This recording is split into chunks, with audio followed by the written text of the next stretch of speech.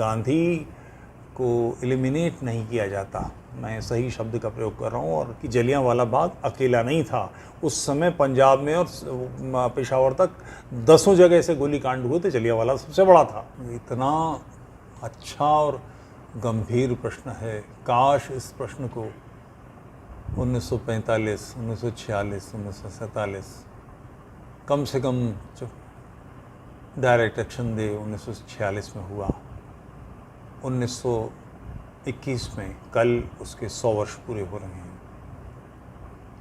मोपला विद्रोह के 100 वर्ष पूरे हो रहे हैं। इसके बारे में सोचा गया होता है। बहुत गंभीर, बहुत अच्छा प्रश्न आपने किया। हिंदुओं की कठिनाई क्या रही है कि हिंदुओं में शत्रुबोध नहीं रहा। पाकिस्तान बना किस लिए बना? उनकी धारणा ये थी कि मुसलमानों का एक नेतृत्व उद्दंडता कर रहा है और कुछ मुसलमान इस्लाम की गलत व्याख्या करके लोगों को भड़का रहे हैं, जबकि बात बिल्कुल इससे उल्टी थी।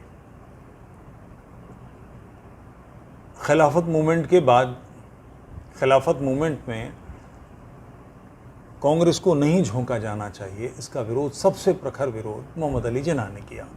गांधी अड़े हुए थे। गांधी ने बिना कांग्रेस की स्वीकृति के खिलाफत मूवमेंट में कांग्रेस से झोंक दिया जी।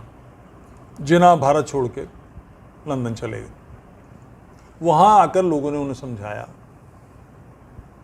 तब तक एक बड़े वकील के नाते उनकी प्रतिष्ठा थी, मगर भारत के बड़े लीडर्स में उनकी गणना नहीं थी।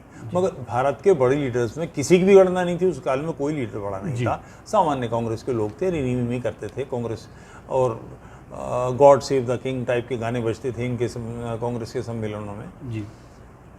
वो लंदन चले गए। उनको चौधरी माजिद अली, शौकत अली और इकबाल और इन सब लोगों ने आके समझाया, और वो शुद्ध राष्ट्रवादी आदमी, तिलक जी का वकील, मैं जिन्ना की बात कर रहा हूँ, और वो उसको समझाया तो वो सांप्रदायिक नेता बन के भारत लौटा और भारत के मुसलमानों का एक छत्र नेता अंततोगत्वा बना। समय लगा, ऐसा नहीं कि तुरंत बन गया।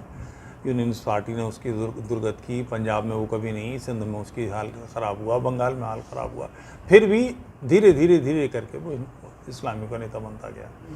यानी जिन्ना ने मुसलमानों का नेतृत्व नहीं किया, इस्लाम ने जिन्ना का नेतृत्व किया। जब तक वो सभ्य, शालीन, राष्ट्रभक्त था, उसके पीछे लोग नहीं थे जी। जब उसने ये नीति पकड़ी इस्लाम के तुष्टिकरण, इस्लामी आक्रामकता की, तो सारा समाज, ये बात नेहरू की भी समझ में नहीं आई, गांधी की भी समझ में नहीं आई जी। इसके बावजूद कि ईश्वर अल्लाह तेरो नाम वो अपने यहाँ करवाते थे, किसी भी मस्जिद में उनका कभी भाषण नहीं हुआ, कभी उनकी बातें नहीं हुआ, फिर भी अपनी, अच्छा गलतियाँ होती हैं, ट्राई किया जाता है, कोई प्रयास किया, नहीं हुआ तो बदला, नीति बदली। गांधी ऐसे अड़ियल नेता थे कि इस्लाम की चाटुकारिता करते रहे, मगर फिर भी नहीं पल्ले पड़ा। वही हालत सबकी थी। जब भारत विभाजन का प्रस्ताव अंग्रेज अपने मत्थे नहीं लेना चाहते थे पाप, उन्होंने बिल्कुल स्पष्ट कहा कि आप कांग्रेस वर्किंग कमेटी से पास करा के दीजिए जी। कांग्रेस वर्किंग कमेटी की उस मीटिंग में नेहरू भी थे, गांधी भी थे। उनके मौजूद होने के बावजूद प्रस्ताव गिर गया। सारे अधिकतम नेताओं ने विरोध किया। फिर गांधी ने इंडिपेंडेंट तर्क दिए, ऊट पटांग बातें की, लोग चुप बैठ गए। वो सारे के सारे लोग जो पहले जिन्होंने विरोध किया और बाद में शांत बैठ गए, ये गलत बात थी, मगर लोगों ने ऐसा ही किया। कश्मीर के विषय में भी अगर इतनी आक्रामकता नहीं होती और गांधी को एलिमिनेट नहीं किया जाता, मैं सही शब्द का प्रयोग कर रहा हूँ और मैं इस पर स्टिक करता हूँ कि लिमिटेड नहीं किया जाता, तो कश्मीर की समस्या और बिगड़ती। ये तकलियों से और सूत के गोलों से और चरखों से लड़ाइयाँ लड़ी जाएंगी। आप किससे डील कर रहे हैं? अंग्रेज़ तो फिर भी सभ्य था, लाठियों से काम चलाया, उसने बहुत बड़ा बवाल नहीं काटा। जब जलियांवाला बाग जैसे कांड हुए तो लोगों की जानकारी में नहीं है कि जलियांवाला बाग अकेला नहीं था। उस समय पंजाब में और पेशावर तक दसों जगह से गोलीकांड हुए थे, जलियांवाला सबसे बड़ा था, इसलिए इसका नाम आ गया। वो अंग्रेज़ों की योजनाबद्ध रूप से ये सारा काम था। अंग्रेज़ों ने योजना करके हिंदुस्तानियों को सबक सिखाने के लिए काम किया था, अन्यथा सामान्य रूप से अंग्रेज़ इतने हत्यारे नहीं थे। मगर ये तो पूरा चिंतन अंतर्राष्ट्रीय रूप से ऐसा है, इसको समझे बगैर आप इसके साथ कैसे डील कर लेंगे। और आपकी बात बिल्कुल ठीक है, वो पूरी पीढ़ी जिम्मेदार है जो सदन में थे और उन्होंने कुछ नहीं कर सकते थे, बायकाट तो करते, अपनी बात तो रखते।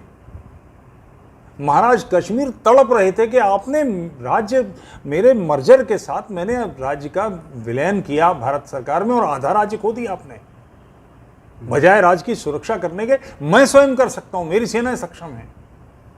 एक्शन तो लेने दीजिए। आप एक्शन ही रोक के बैठ गए और आपने तय कर दिया कि शेख अब्दुल्ला प्रधानमंत्री बने। किस अधिकार से बनेगा? उसने कोई सदन फेस किया था? कभी इलेक्शन लड़ा था? महाराज के समय में तो इलेक्शन का कोई मतलब नहीं, सरकार उनकी है, राज्य उनका है, वहां तो सिस्टम ही नहीं था, डेमोक्रेसी थोड़ी थी, वो राजशाही थी। उस राजशाही में आपने प्रधानमंत्री बनवा दिया, कोई वजह तो होनी चाहिए उसकी। और लोगों को नहीं मालूम है ये बात, इतने समय बाद इसकी चर्चा करना पता नहीं औचित्यपूर्ण है कि नहीं, मगर सत्य बताना पड़ेगा। इन लोगों ने उनके बेटे कर्ण सिंह को तोड़ दिया। महाराज कश्मीर हरि सिंह ने वसीयत की थी कि मेरे मरने के समय कंधा मत देने देना जी, अग्नि नहीं दे सकेगा। और महाराज के अंतिम संस्कार में कर्ण सिंह सम्मिलित नहीं किए जा सके थे, क्योंकि वो इनके साथ दगा करके और शेख अब्दुल्ला से मिलकर, जो उनका शत्रु था जिसने वहाँ की सारी समस्याएं खड़ी की, उससे मिलकर सदर रियासत का पद ले लिया। महाराज कश्मीर इसके विरोध में थे। जब मर्जर हो गया तो फिर एक निशान एक विधान, ये दो झंडे नहीं चलेंगे, दो विधान नहीं चलेंगे, कश्मीर की अलग व्यवस्था नहीं चलेगी। मगर उनके खिलाफ ये काम हुआ था। उस पूरी पीढ़ी में इतने स्वार्थी लोग भरे हुए हैं, कभी भी समझ नहीं पाते छोटी छोटी चीज़ों के लिए। किसी को एमपी बना दीजिए, किसी को कुछ पद दे दीजिए, कुछ करने दीजिए, और वो लोग शांत बैठ गए।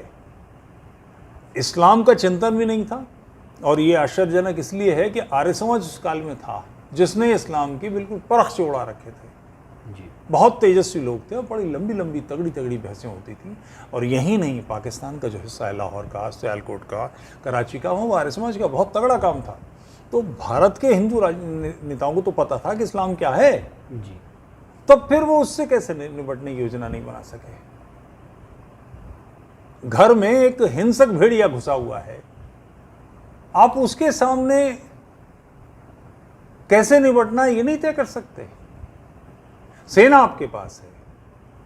सेकेंड वर्ल्ड वॉर से पहले सावरकर जी ने पूरी इसकी व्यवस्था की और मेहनत की कि भारतीय सेना में हिंदू भर्ती हों, बड़े पैमाने पर भर्ती हों, अन्यथा इस्लामियों का वर्चस्व था। दुर्गत हो जाती सेकेंड वर्ल्ड वॉर के बाद अगर ये हिंदुओं की स्थिति। तो हमारे पास सेनाएं थीं, अंग्रेज़ों की सेनाएं थीं, गोरखा फोर्सेस थीं, हम निपट सकते थे पाकिस्तान से, उसकी इस आक्रामकता से, इस्लाम से निपट सकते थे। उसके लिए कोई प्रयास नहीं कर रहे। आप चुनौती नहीं देंगे, यही तो होगा ना कि हम हार जाएंगे, जख्मी हो जाएंगे, चोट खाएंगे, मगर दूसरा आक्रामक है, हम चुनौती क्यों नहीं देंगे उसको, उससे बराबरी से क्यों नहीं भिड़ेंगे। जैतून की टहनी हिलाएंगे, सफ़ेद झंडा लिए फिरेंगे, कबूतर उड़ाते रहेंगे, ये क्या है। तो ये एक बड़ी दुर्गत की स्थिति उस पूरी पीढ़ी ने की। भाग्यशाली हैं हम लोग के बाद में धीरे धीरे विकास हुआ है और अब स्थिति ऐसी है कि लोग मुंह खोल के बात कर रहे हैं, बड़े पैमाने पर लोग मुंह खोल के बात कर रहे हैं।